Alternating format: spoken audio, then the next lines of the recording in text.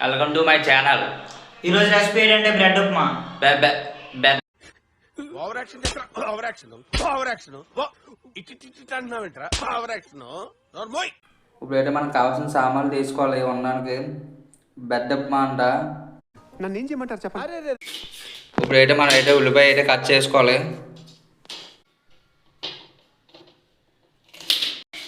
ఇలా చిన్న చిన్న ముక్కలు అయితే కట్ చేసుకోవాలి. మనం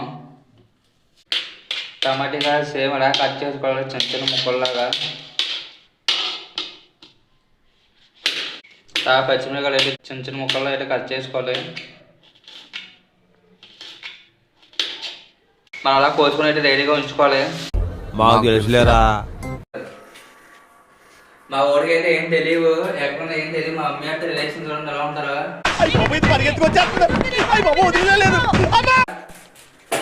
ఇప్పుడైతే మనం బొగ్గు ఉప్మా చేస్తున్నాం. బొగ్గు ఉప్మా ముందుగా అయితే నూనె వేసుకోవాలి. నూనె వేసుకున్న తర్వాత బెడ్ అయితే అందులో కాల్చుకోవాలి.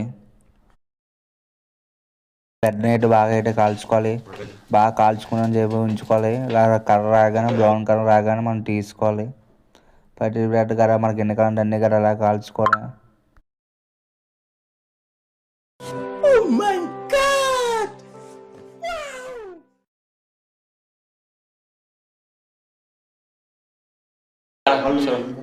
ముందుగా అయితే కళాయి పెట్టుకోవాలి. కళాయి వేసుకున్నాక నూనె వేసుకోవాలి.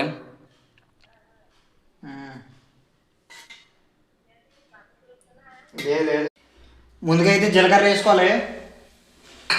తర్వాత 2 బిర్యానీ ఆకులు బాగా ఎగే వరకు ఉంచుకోవాలి. ఆనియన్స్ అయితే నూనెలో అయితే స్విమ్మింగ్ చేద్దాం.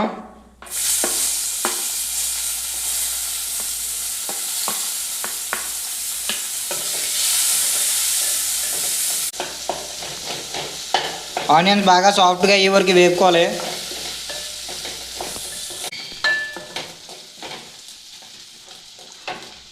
ఇప్పుడైతే టమాటా ముక్కలు వేసుకోవాలి.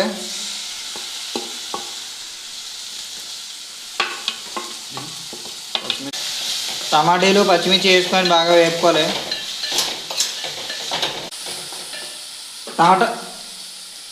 టమాటా మీద ముక్కలు రావట్లేదే. మనం వేపుకున్న బ్రెడ్ని అయితే ఇప్పుడు ముక్కల కింద కట్ చేసుకుందాం.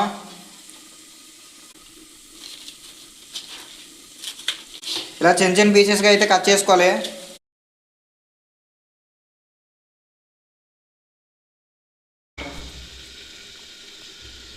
ముక్కలు ఇలా చిన్న చిన్న ముక్కలుగా అయితే కట్ చేసుకోవాలంట.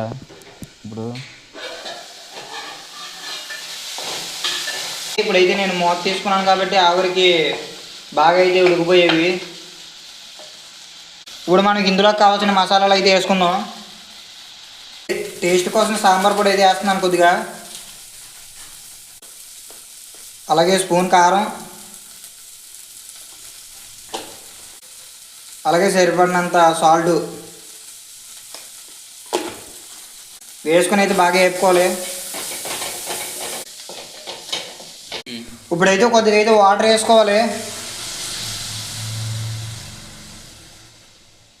ఒక 3 స్పూన్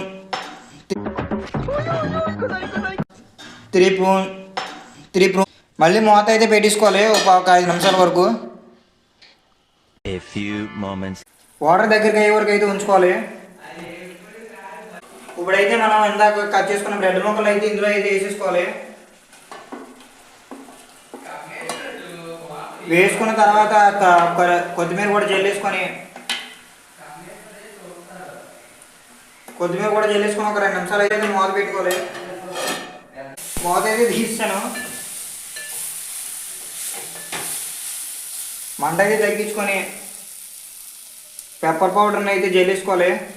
నేనైతే పెప్పర్ పౌడర్ని జల్లుతున్నాను.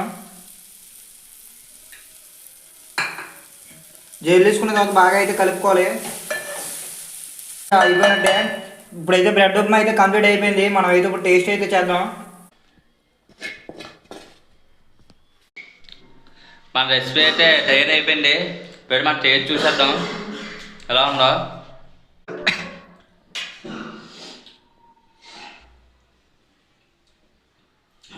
అర్థమైందా? ప్రతిదానికి ఓవర్ ఎక్స్ప్రెషన్. అబ్బా ఇప్పుడు అనండి. అబ్బా ఏ అనరే, నోరు పడిపోయిందా?